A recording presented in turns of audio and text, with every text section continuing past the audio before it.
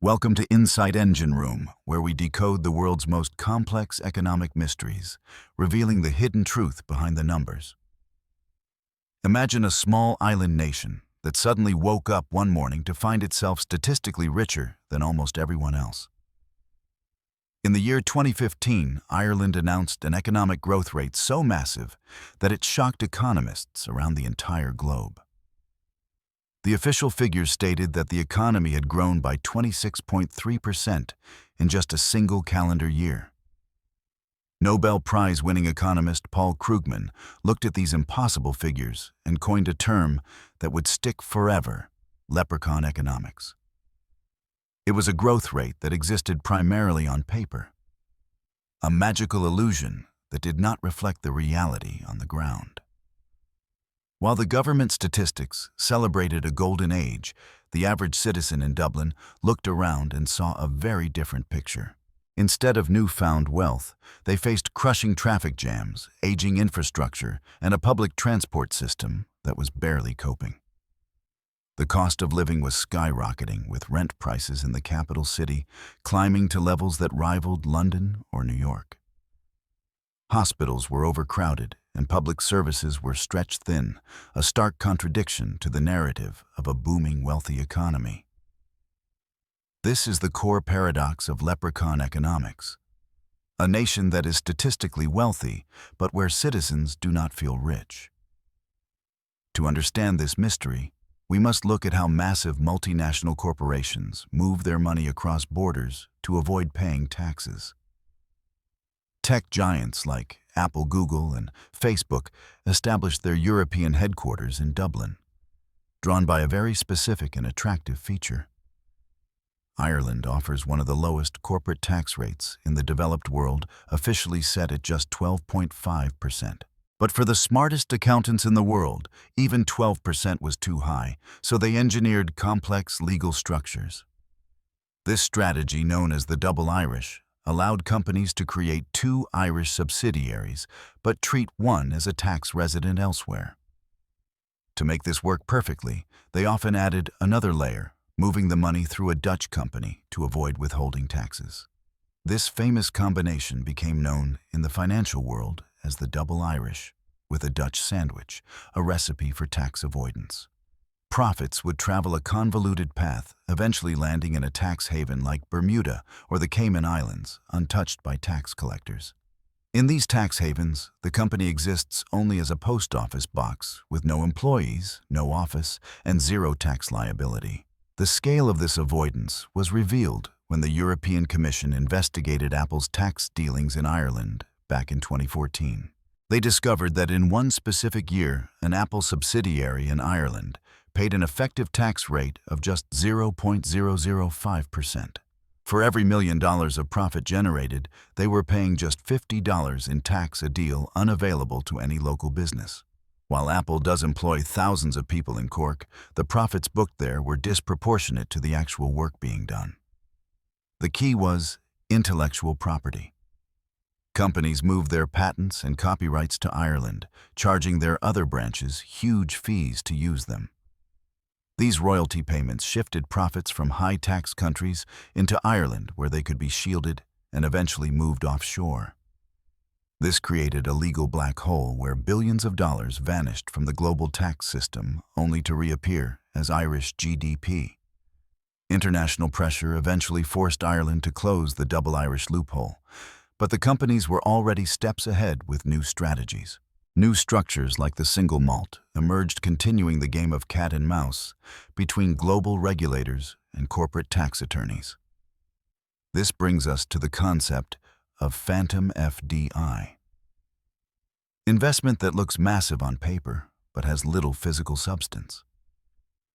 Economists estimate that nearly 40% of all foreign direct investment globally is actually phantom capital passing through empty shells. In Ireland, hundreds of billions of euros flow through companies that have no factories, no warehouses, and often zero employees. The money is simply passing through, checking in to benefit from the tax laws before moving on to its final destination. Another major factor is contract manufacturing. Consider the iPhone, which is physically assembled in factories in China. When these phones are sold to customers in Germany or France, the physical product never touches Irish soil. However, because the intellectual property is housed in Dublin, the sale is recorded as an Irish export, inflating the GDP. This accounting trick makes Ireland look like a manufacturing superpower, even though the factories are thousands of miles away. But it is not just tech. Look up at the sky, and you will find another pillar of this economic illusion. Ireland is the global hub for aircraft leasing.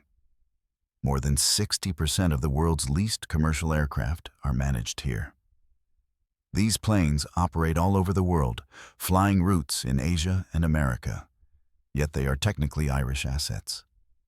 A small team in a Dublin office can manage a fleet worth billions, adding massive numbers to the national balance sheet. The lease payments flow into Ireland, boosting the GDP figures, but offering limited benefit to the ordinary economy or workforce. So if the country is so rich on paper, why doesn't the average Irish citizen feel like a millionaire? The metric that matters is actual individual consumption. By this measure, Irish living standards are actually below the European average.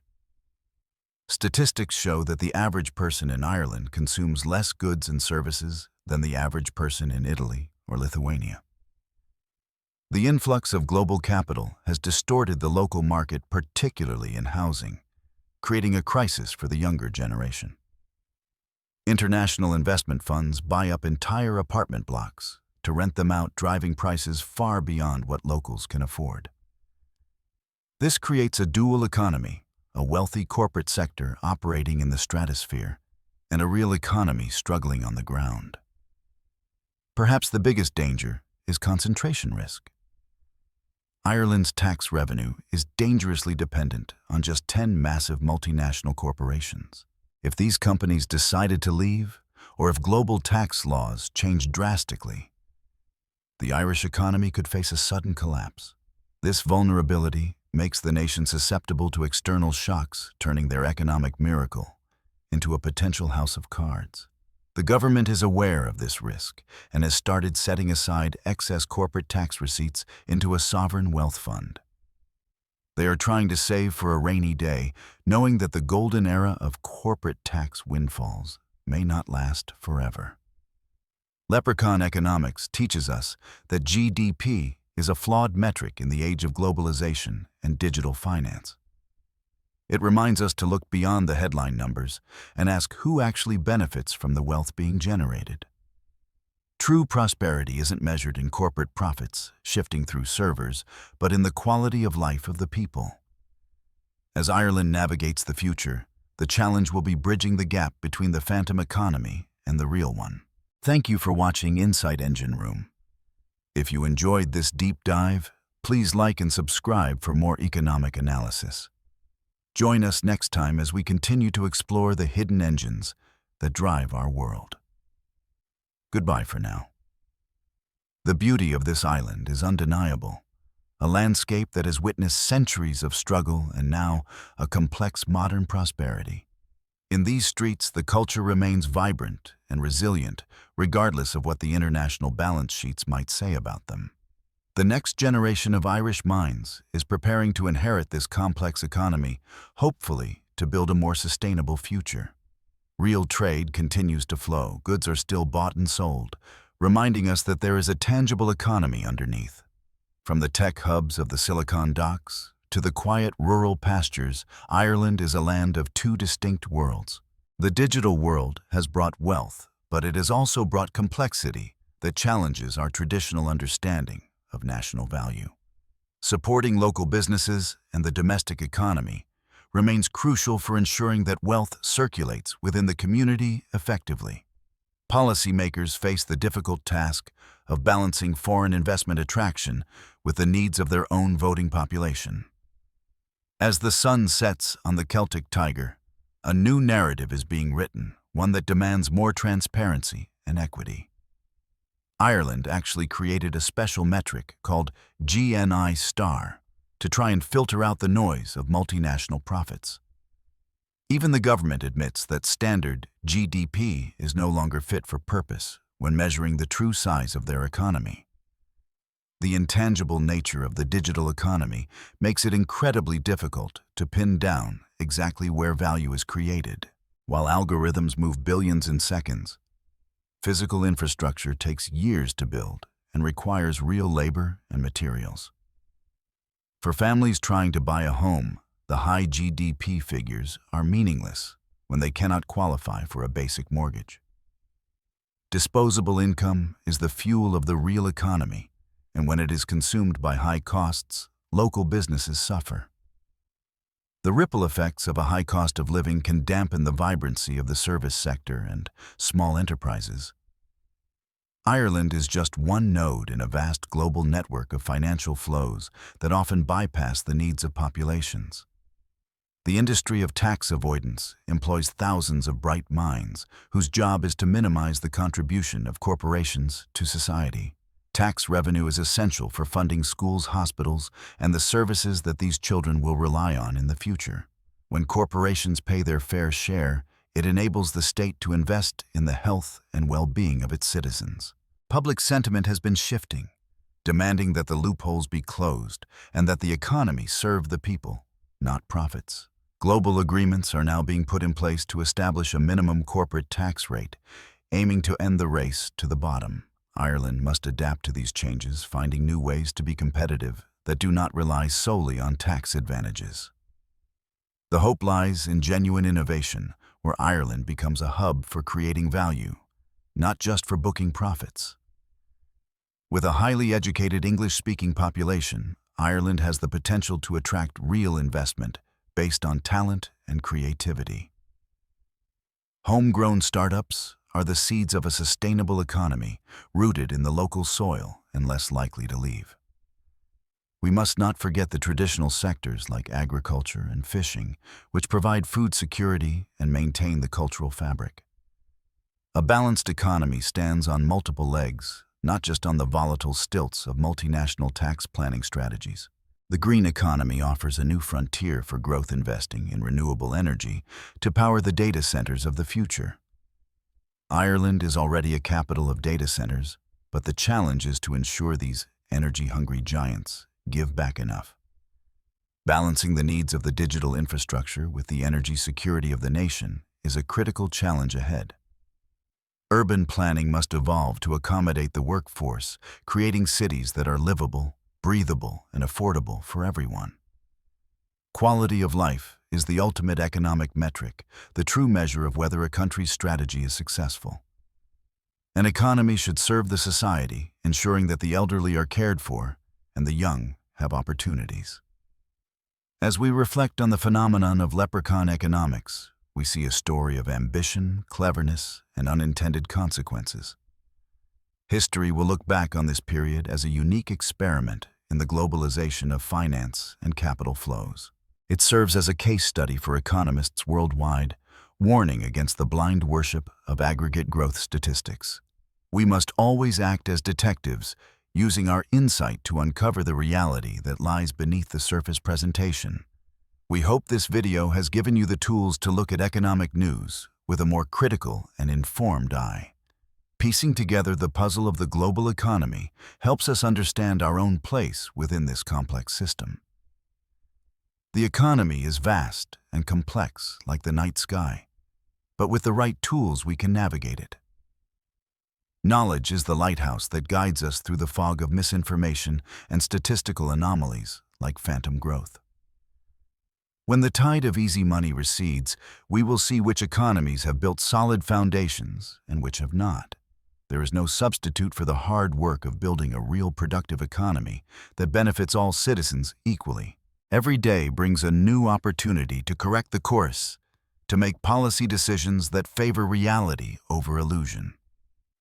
The sun rises on a changing Ireland, one that is rich in potential, but must be wise in its strategy. Time will tell if the Leprechaun Economics era was a stepping stone to greatness or a dangerous detour.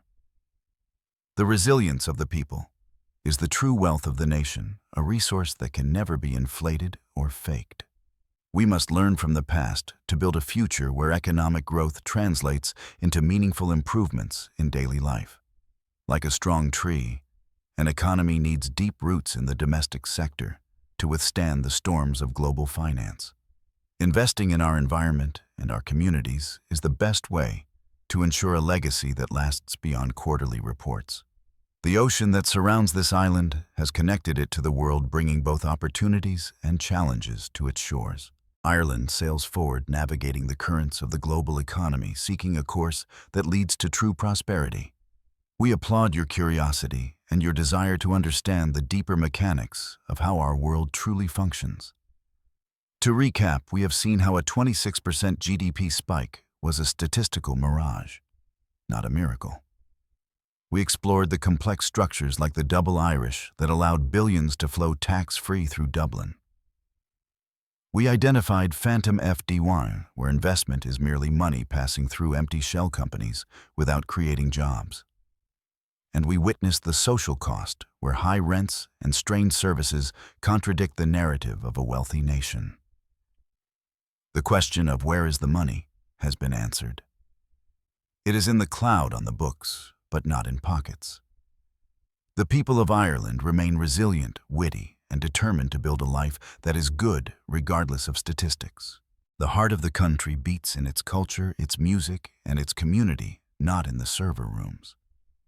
As the global economy evolves, so too will the strategies of corporations and the nations that host them. Here at Insight Engine Room, we will continue to monitor these changes and bring you the analysis you need. Your support helps us create more in-depth content like this. Please hit the like button if you learned something.